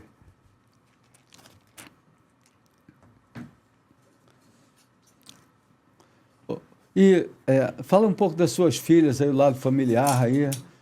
Tem 2 filhas maravilhosas, né? Assim, eu conheço elas desde pequenininha. Olha, né? Minhas filhas... que engraçado quando você é pai, você sempre quer que o filho surfe, né? E faça isso, faça aquilo, né? Eu mostro o caminho, mas realmente elas... uma gosta de jogar tênis, outra estava fazendo jiu-jitsu porque ela queria fazer jiu-jitsu, né? Elas gostam da água, mas elas não gostam de surfar, né? Assim, tá lá fora. Mas adoram praia. Adoram praia, ficam ali naquele quebra-coco brincando de vai e volta, né? Piscina, por exemplo, essas coisas de água, elas se envolvem bastante, né? Mas o surf, assim, eu nunca puxei muito para elas, né? Eu deixo elas, realmente, eu mostro, levo, e se elas querem. Então, nesse ponto da minha vida, eu quero que a criança seja criança. Sabe? Porque no North Shore tem uma coisa muito... North Shore, ali onde eu moro, tem uma coisa muito grande ali entre os pais. Né? Os pais querem que o filho jogue golfe, né? Seja golfista já de pequeno, ande de dirt bike, de motocicleta, tem que surfar e já tem que fazer aula de jiu-jitsu. Então, a criança já não brinca nem como criança mais. Né? Ela tem que estar envolvida. Tem que viver a juventude, né? E os pais puxam muito para cima disso, sabe? Então, elas não têm um tempo para elas mesmas para decidir o que elas querem, né? E as minhas filhas, por exemplo, eu sou mais liberal nessa parte, sabe? Quero que elas sejam crianças mesmo, sabe? Tem um tempo de criança. Nesse tempo que você passou aqui, conseguiu o Cristo Redentor, o Pão de Açúcar, o Aquário, o que você... Foi sensacional, porque foi a primeira vez que elas estiveram no Rio. A gente foi até o Cristo, a gente foi até o teleférico, fomos no Aquário do Rio de Janeiro, que foi muito, muito bom. Roda gigante, fomos no Museu do Amanhã.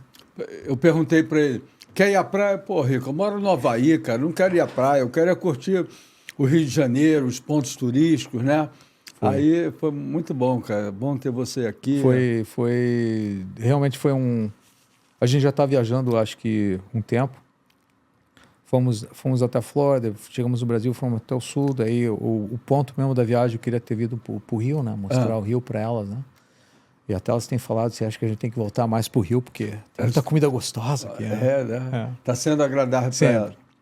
E lá no Rico Ponte, elas se sentem bem. Ontem à tarde, a gente ia para casa, não, vamos lá ver o pôr do sol. Foi.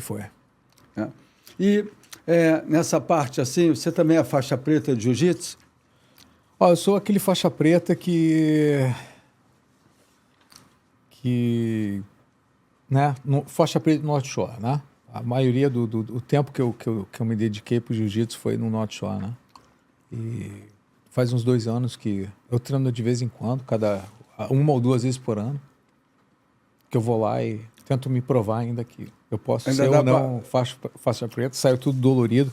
Mas eu notei que o jiu-jitsu, depois de um tempo para mim, principalmente agora no tempo que eu estou da minha idade, se eu treino e quero surfar outro dia, meu corpo fica muito, não fica, como se diz, relaxado, sabe? Eu fico muito duro. Tenso. Então eu tive que escolher, ou eu vou surfar ou eu vou fazer jiu-jitsu, né? Então, como eu gosto de ficar mais na água, o surf prevalece, né?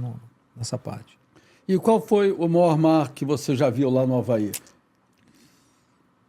Olha, Rico, é uma pergunta tão meio difícil, porque eu vi umas 2 vezes tão grande que hoje em dia eu até me pergunto, a gente mesmo se pergunta hoje em dia, quem teve naquele momento, a gente fala, o que é maior que isso? Será que é o tsunami que deu no Japão? Uma coisa daquela, né? Porque teve umas 2 vezes que eu vi tão grande, mas tão grande, que a gente pergunta assim, será que tem maior que isso ainda, né? Sabe? O que é maior que isso? E quais são os swells que vão dar no Havaí? Normalmente eles podem vir lá do norte, lá do Alasca, né, que é o swell de norte, ou vir originar lá do Japão, né, que é o de oeste. Sim. Quais são os maiores? Como é que funciona? É cíclico, os maiores mares? Fala um pouco sobre isso. Eu acho que para o North Shore, principalmente no North Shore, né? O North Shore envolvendo a parte do West Side Macarra, né? O de oeste, que vem da área do Japão ali, são as ondas e toda aquela parte que vem da parte do Japão, daquela parte que se aproxima a nós, são os swells mais pesados, né? O norte? O oeste. Oeste. Porque se você surfar muito, sabe que eu vejo isso muito em Sunset. A parte do oeste, quando muda para bem oeste, tudo fica mais diferente. O drop já é diferente, o jeito que a onda entra já é diferente. Você está sentado lá fora, você vê aquele swell de oeste vindo daqui, né? Fala, mas peraí, eu estava bem aqui, agora essa onda está vindo contra mim e já tem um pouquinho de norte vindo. E daí, como é que eu escapo disso? Vai me amassar. Então, o oeste, eu acho mais pesado, o mais complicado, o mais poderoso. O norte já é um pouquinho mais aberto. Né? Mais tricky, né? Mais tricky. É um... Tricky, para quem não sabe, explica a palavra tricky. Ele não tem um ritmo, né? Ele te aquele pega que é meio uma enganador, peça. né? Ele meio que te pega... por exemplo, a onda de Sunset, falando em Sunset, né? Como referência. O nome de Sunset em havaiano é Paumalu. Paumalu. Você está falando Paumalu. Eu estou falando Paumalu. Paumalu. Paumalu. Mas qual o significado? Eu não sei. Tem uma rua lá, né? Atrás da torre de Sunset, você vai ver, tem uma rua que chama Paumalu Street. Deve ser alguma coisa sinistra. Pego... De surpresa. De surpresa. Esse é o significado. O que é o Sunset? Quando tem o swell de oeste. Sempre... Você já viu, você está sentado, tem umas que vêm de frente, umas ondas vêm de frente, você tem uma de direita, você vê o pessoal surfando, vindo, que legal, vai vir uma aqui para mim. Daqui a pouco você fala, mas peraí, o que tá vindo? O que são essas ondas vindo na minha direção agora? E elas vêm com aquela vontade mesmo de pegar. Então você parece que se quer remar para o teu lado direito para escapar, parece que ainda não tem chance. O esquerdo é pior. Não, o que eu acho interessante, eu surfo o Havaí desde 72, né? E tenho muita experiência em Sunset, mas todo ano que eu vejo que eu não sei nada, que eu estou aprendendo tudo de novo, entendeu? Toda caída lá é uma experiência nova, é um sufoco. Todo mundo que... Esse ano mesmo eu estive lá com o Patrick lá, né? Surfamos no dia que, acho que foi o Felipe Toledo, que é a última lá em Sunset com ele. Sim. Né? O mar estava com bom tamanho, assim, aí eu entrei assim no final da tarde, aí veio uma série braba, aí, olhei o Patrick, tomou na cabeça, já quebrou a cordinha, já saiu nadando, eu escapuli no ombro, assim, por 1 metro, eu falei, se eu perco a prancha ali, eu já ia apagar o mico de novo, véio. Entendeu? A Sunset é sempre tricky, né? Assim, sempre... Eu acho que vai ser...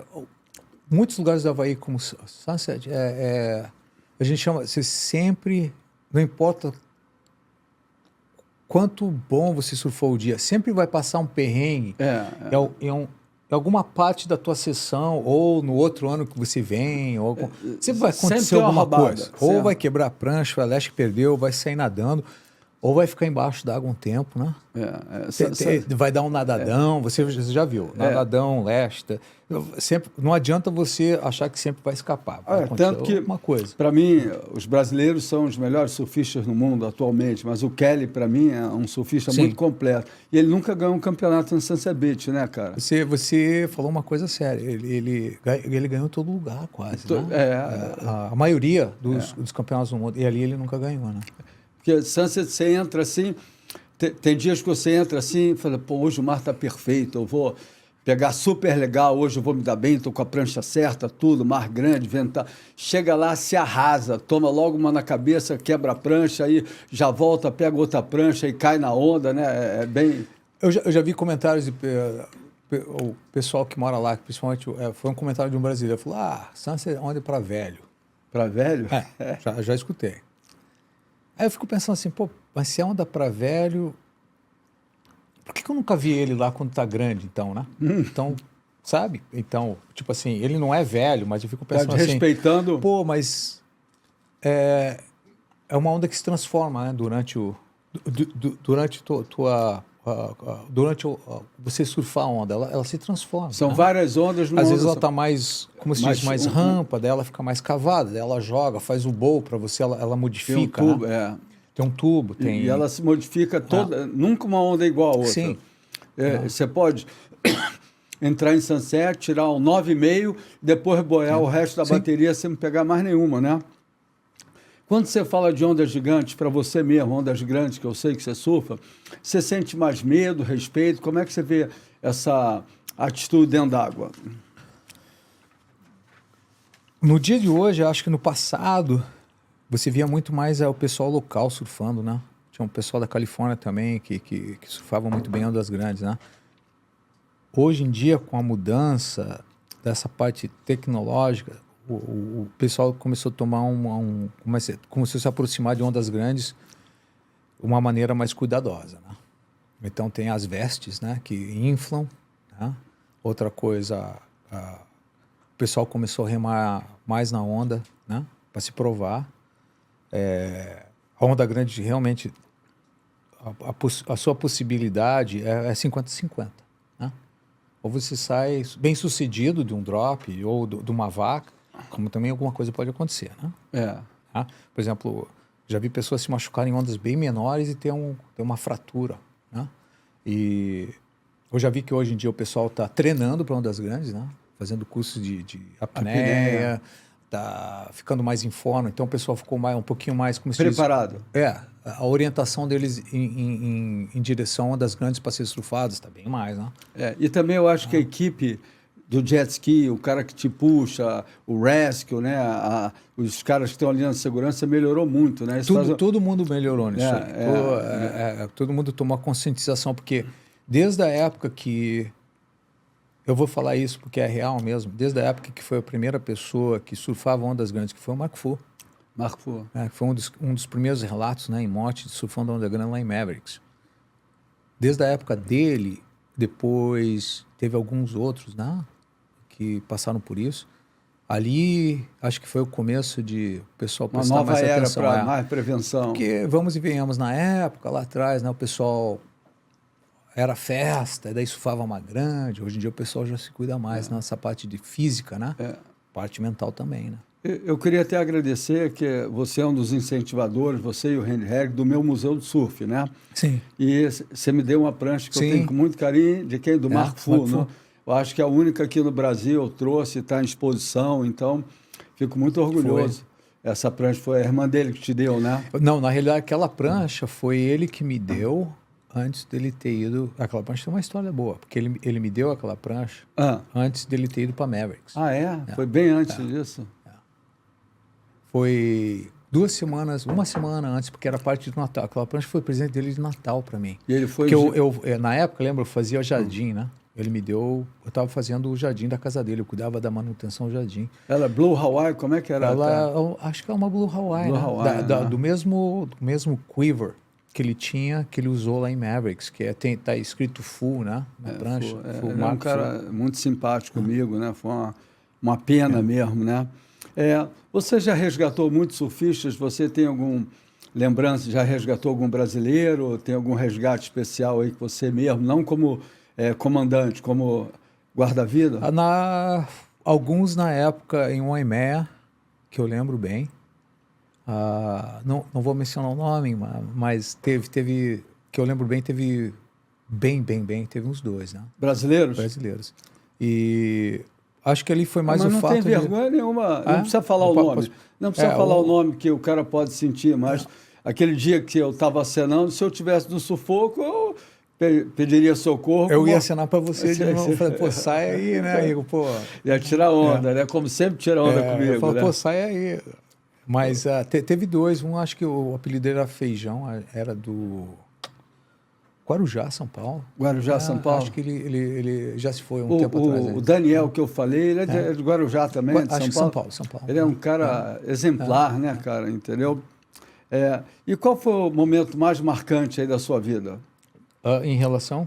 Salvamento, já teve alguma homenagem, alguma coisa assim, ou alguma coisa que você salvou um cara de uma situação que você nunca imaginava que o cara ia sair com vida?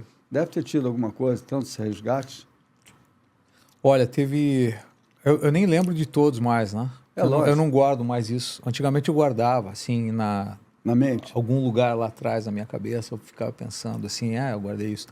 Hoje em dia já é uma coisa mais corriqueira, que parece que é outro dia no escritório, né? O que eu posso lembrar agora no momento foi uma época que eu trabalhei ali em Waikiki, uma pessoa se afogou, ela já tinha uns 70 anos. A gente fez toda a parte de ressuscitamento. Ela praticamente saiu dali, foi na ambulância sem vida, né? Praticamente eu pensei, a pessoa morreu, né?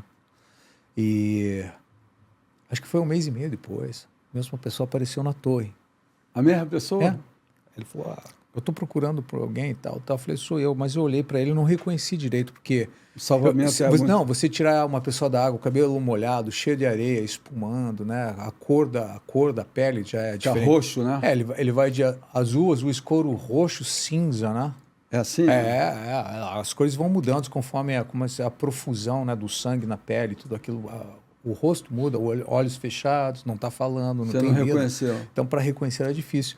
E essa mesma pessoa veio e falou comigo, mas eu olhei e falei, uau, você está me parecendo bem melhor desde a última vez que eu te vi, né?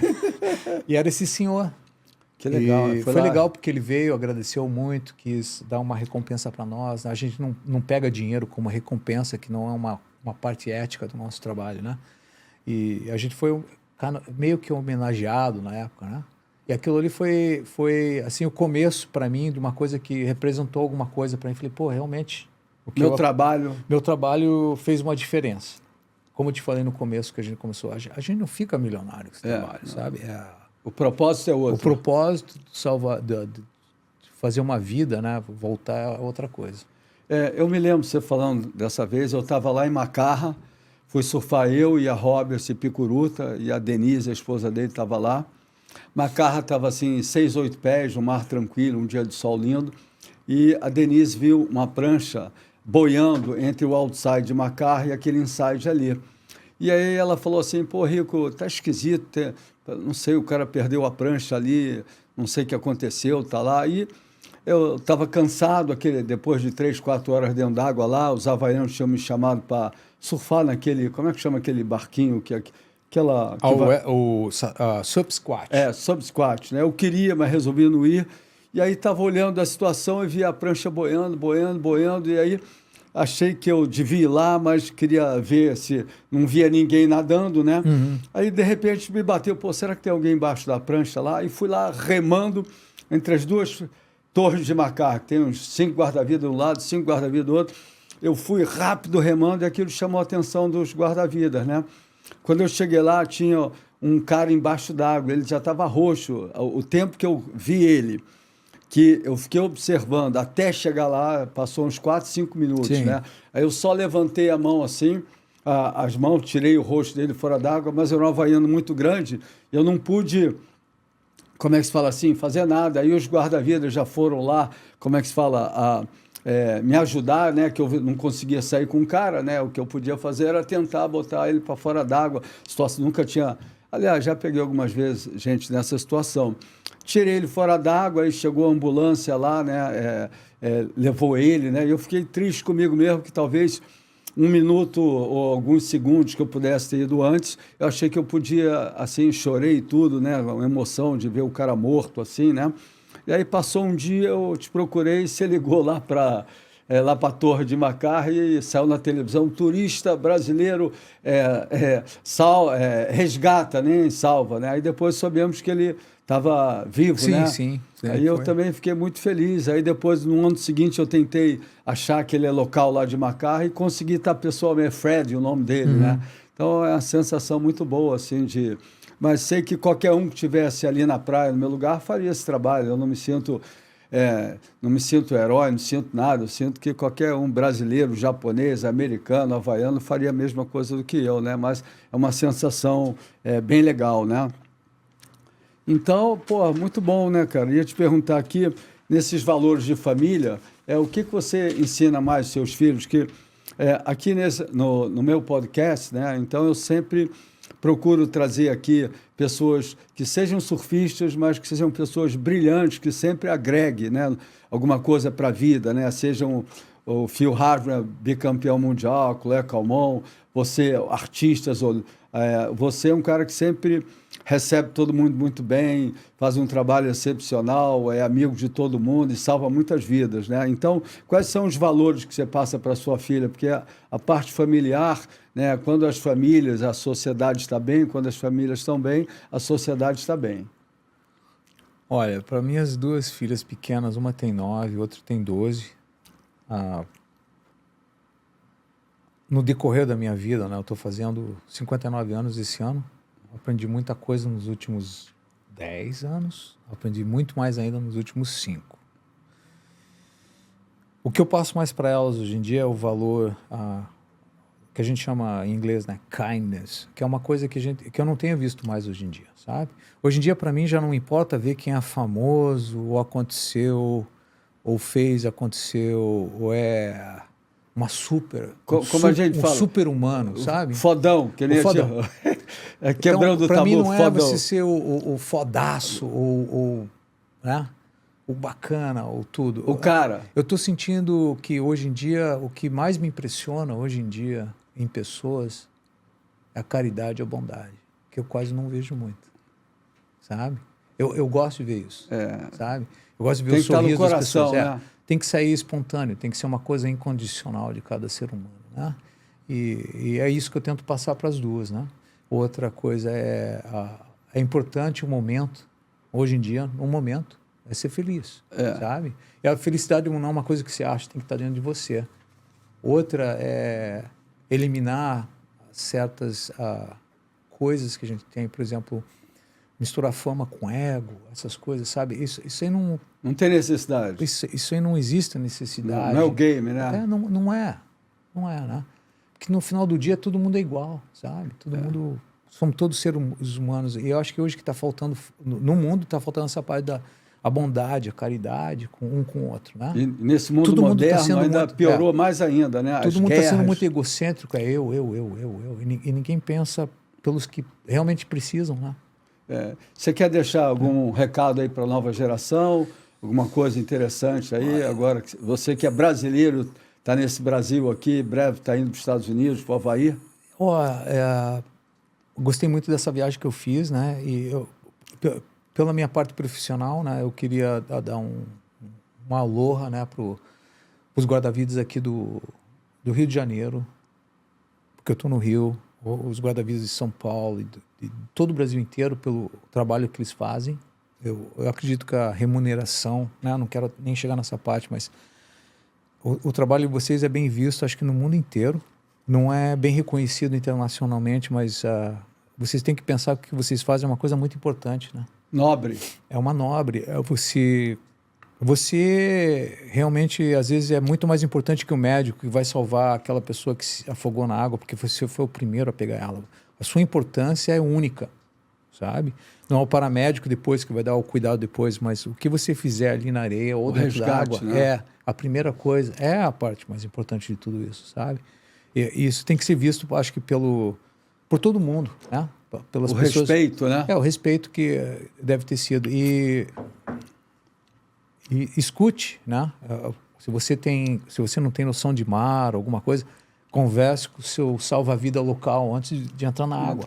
Pegue como é que se diz? Uma observação. É um conselho. Onde eu posso nadar hoje? Respeito o salva-vida, sabe? Ou chega no salva-vida e fala, onde que eu posso nadar hoje, sabe? Isso é muito importante. Legal. Então, eu queria agradecer aí a sua presença, essa nossa amizade tão legal que a gente conversa assim, porque existem vários tipos de amigos, né? Existem amigos assim que você bate um papo, colega, viaja, toma uma cerveja, toma um vinho, né? E tem os amigos que você se identifica pela parte cultural, pela maneira da pessoa ser, e queria agradecer todo o tempo que você me recebe lá no Havaí, com tanto carinho, as aberturas que você me proporciona, os amigos, você é um cara realmente especial. Aloha aí para você.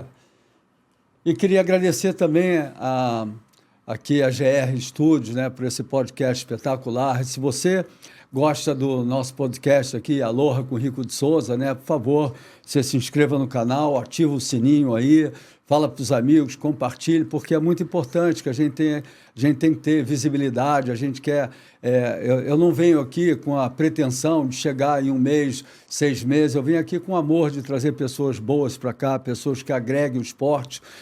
A gente pode ter alguns surfistas profissionais, campeões, mas o objetivo é muito maior, mostrar como nós, surfistas, o nosso lifestyle, artistas, cantores, músicos, né, pessoas ilustres, publicitários, quero trazer pessoas legais para cá. E estou fazendo isso por amor e você colaborando, se inscrevendo no canal, vai ser legal para a gente, para que mais pessoas possam participar disso, que a gente tem aqui no futuro um número de pessoas assim bem legal para que a gente possa sobreviver essa situação. Agradecer o patrocínio da nossa Simples Reserva, né, que tem totalmente identificação comigo, porque quando eu estou aqui, eu uso as camisas floridas, camisas assim, que lá no Havaí, você sabe, o senador, o cara, todo mundo usa Aloha Style. Então, eu incorporei esse nome de Aloha na minha assinatura, por isso que o nome do programa, do podcast é Aloha, né? Que quer dizer dividir a alegria, dividir o amor, ser generoso, né? Todas essas coisas bacanas, né? Então, eu sou muito agradecido ao Açaí Rico também, que é um dos patrocinadores para cá, e também a Simples Reserva, que está nos proporcionando essa parceria aí a longo prazo. Quem quiser passar na loja física lá do Barra Shop, que é a única loja física, ou então entre também no site ou através do QR Code. Drope essa onda aí, Aloha, e tem um presente aqui para você, cara, entendeu? Aqui o Léo da Cia Duarte, abre aí, vai levar para o Hawaii, uma mensagem, pode abrir aí agora aí para gente. Vai ser bem legal. Olha lá. O que é um cheque? É um cheque. Você vai gostar, acredito. Bem delicado. Uau! Olha de cima da mesa aí. Deixa eu ver aqui. Eu vou ter que abrir um pouquinho aqui para ver. Aí você vai botar lá. Agora eu te pergunto, já que, né? Quantos significados tem essa marca? Amém. Quantos significados tem essa palavra? Aloha. Vários, né? É bem-vindo, é amor, dividir as alegrias, é amigável, tanto significado. Só essa palavra aqui, sozinha, em havaiano, tem tanto significado que parece uma palavra única no mundo, né? Uma palavra só significa tantas coisas boas, né? Tudo positivo. Tudo positivo. Eu, com a minha equipe, que eu queria agradecer aqui, o meu filho Patrick, o Paulo, os produtores, os roteiristas, né? Porque tudo que está acontecendo aqui na AGR Studios não é por causa do Rico, né? É um grupo de pessoas que se tem o propósito de fazer um trabalho legal, uma coisa assim, sem ambição. Tudo que é bom na vida é construído a longo prazo, a médio prazo, né? Então, essa é a nossa proposta. E eu escolhi o Aloha por causa disso mesmo, tá bem? Drope essa onda e muito obrigado. Valeu, Vitor. Valeu.